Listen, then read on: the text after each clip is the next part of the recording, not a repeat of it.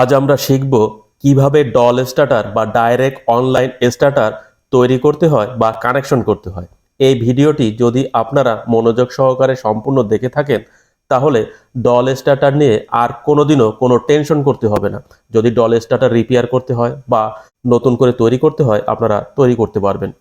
তো এই যে একটি অক্সিলারি সুইচ দেখছেন, এনসি সুইচ, পুশ বাটনের সাথে একটি অক্সিলারি ফিটিং করা আছে। প্রথমটি হলো এনসি অর্থাৎ নরমালি ক্লোজ, পরেরটি হলো এনও অর্থাৎ নরমালি ওপেন। তো আমরা কিভাবে কানেকশন করছি আপনাদের সহজ প্রক্রিয়ায় দেখানোর চেষ্টা করছি। যদি আপনারা এটা বুঝতে পারেন আপনাদের ব্রেনের ভিতরে থেকে যাবে ডল স্টার্টার কিভাবে কাজ করে।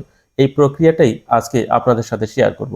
এই যে একটি ম্যাগনেটিক কন্ট্যাক্ট দেখছেন, এই ম্যাগনেটিক কন্ট্যাক্টের এই যে ফোল্ডিং কয়েল কানেক্টর রয়েছে বা টার্মিনাল রয়েছে, কয়েল টার্মিনাল।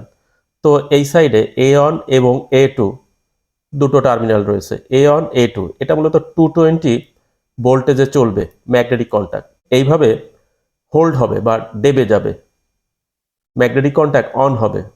কয়েল টার্মিনালে 220 ভোল্টেজ দিলে একটি ফেজ একটি নিউট্রাল দিলেই মূলত অন হবে। তো কিভাবে কাজ করে এটি আপনাদের দেখানোর চেষ্টা করব। তো আমি কানেকশন প্রথমে করে রেখেছি এবং একটি টেস্টার ব্যবহার করে আপনাদের দেখাচ্ছি ম্যাগনেটিক কন্ট্যাক্ট অন হয়েছে কিনা। তো এই যে সুইচটি দেখছেন, পুশ বাটন সুইচ, এর সাথে একটি অক্সিলারি রয়েছে যেটা মূলত এনসি অক্সিলারি, এবং দ্বিতীয়টি যেটা রয়েছে সেটা মূলত এনও অক্সিলারি। তো এই যে লাল কেবলটা, এটা আমি পরে আপনাদের কানেকশন করে দেখাচ্ছি। প্রথমেই এটা খুলে নিচ্ছি, এই যে খুলে সাইডে রেখে দিচ্ছি। তো সহজ কানেকশন কন্ট্রোলিংয়ে সবসময় নিউট্রাল কমন হয়। ওই যে আমরা ম্যাগনেটিক কন্ট্যাক্টের যে দুটি টার্মিনাল, কয়েল টার্মিনাল, সেখানে নিউট্রাল কমন করে দিয়েছে এবং ফেজ এই অক্সিলারি সুইচ হয়ে চলে গেছে। তো দেখেন সোজা একটি কেবল গিয়েছে, আপনারা সুইচ দুটি বাদ দেন, সোজা একটি কেবল ওই ম্যাগনেটিক কন্ট্যাক্টের ফোল্ডিং কয়েলে বা ম্যাগনেটিক কন্ট্যাক্টের কয়েল টার্মিনালে গিয়েছে। তো আমি টেস্টার দিয়ে আপনাদের দেখানোর চেষ্টা করছি। ওই যে এনও কানেকশন আমি অন করছি, এনও সুইচ, তখন মূলত কয়েল বিদ্যুৎ সাপ্লাই পায় এবং ম্যাগনেটিক কন্ট্যাক্ট অন হয়। এনসি অক্সিলারির দ্বিতীয় প্রান্ত থেকে কেবল বের হয়ে এনও কন্ট্যাক্টের বা এনও অক্সিলারির প্রথম প্রান্তে সংযোগ হয়েছে। এখানেও বিদ্যুৎ সাপ্লাই রয়েছে, ভোল্টেজ রয়েছে। এই যে টেস্টার জ্বলছে। এই পর্যন্ত আপনারা সহজেই বুঝতে পারছেন। তো এতটুকু বুঝতে পারলেই আপনারা এই কানেকশনটা সহজেই বুঝতে পারবেন। এবং ওই যে এনও যে অক্সিলারি রয়েছে তার দ্বিতীয় প্রান্তে টেস্টার জ্বলবে না। এটা মূলত নর্মাল সুইচের মতো, যখন আমরা এটা পুশ করব, অন করব, তখন মূলত টেস্টার জ্বলবে। এই যে দেখেন আমরা যখন পুশ করছি তখন টেস্টার জ্বলবে। এনও কন্ট্যাক্ট পুশ করা মাত্রই মূলত ম্যাগনেটিক কন্ট্যাক্ট দেবে যাবে বা হোল্ড হবে। তো এতটুকুই কানেকশন আপনাদের বোঝানোর চেষ্টা করছি বারবার। এবং ম্যাগনেটিক কন্ট্যাক্টের সাইডে বা উপরে অক্সিলারি কন্ট্যাক্ট থাকে, মেইন কন্ট্যাক্ট না। তো ওই অক্সিলারি কন্ট্যাক্ট থেকে আমাদের এনও কন্ট্যাক্ট প্রয়োজন হবে। এনও অর্থাৎ নর্মালি ওপেন।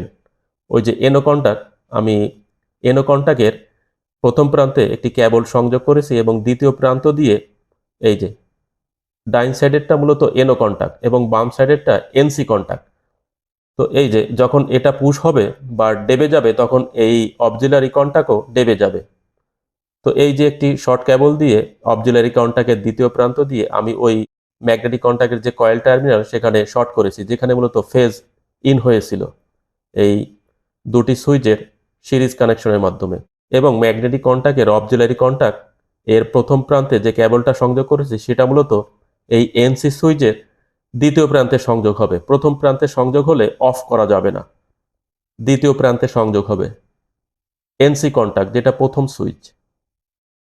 এই যে দেখেন এনসি অক্সিলারির দ্বিতীয় প্রান্ত, যেখান থেকে ফেজ বা পাওয়ার সাপ্লাই আউট হয়েছে এনসি কন্ট্যাক্ট হতে, সেখানে আমি সংযোগ করে দিয়েছি।